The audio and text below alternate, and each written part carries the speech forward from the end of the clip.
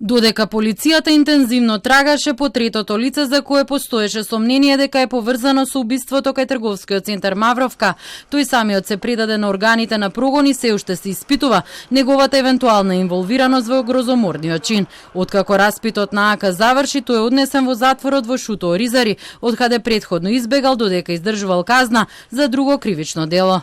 Во текст се вештачењата на материјалните докази со кои се утврдува основаноста на сомненијата за вклученост на ова лице во настанот, со оглед на тоа што приведениот е осудено лице за друго кривично дело и бил во бегство од КПУ затвор Скопје врз основа на издадената потерница и по консултација со јавен обвинител, тој денеска е вратен во затвор со максимални мерки за обезбедување. Според сознанијата на Телма имал уште 4 месеци од казната.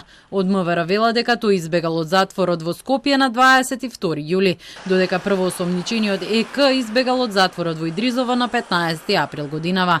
За двајцата веднаш била распишана централна потерница. Инаку првоосомничениот за убиството на 58 годишниот скопски бизнисмен Васил Евтимов, кој беше ликвидиран среде бел ден во центарот на главниот град, вчера доби притвор од 30 дена. На товар му се става и убиство во обид и недозволено поседување оружје. Неговата адвокатка Софија Лаличич за Телма вели дека при неговото апсење бил неколку пати удрен од полицијата, пошто имал видливи хематоми на раката и се жалел на болки во главата.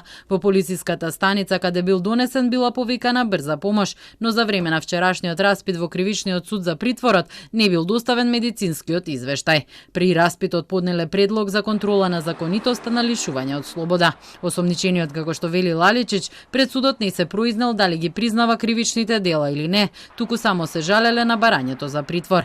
Првоосомничениот на паркинг просторот позади трговскиот центар Мавровка најпрвен го лишил од живот Евтимов, а од неговата сопруга потоа одзел торба со лаптоп и избегал со автомобил Ауди без регистарски ознаки. Тој при бегството пукал и кон полицајците кои потоа го совладале и уапсиле. Евтимов имал семеен бизнис за продажба на накид во Скопски аеродром, а тој имал и фирма за материјали за водовод. Од МВР информираа дека вештачењето на чаурите и пиштолот го поврзува 39 годишниот ЕК со кривичните дела кои што му се ставаат на товар. Второ приведеното лице беше ослободено, откако истрагата до овој момент не утврди негова поврзаност со настанот.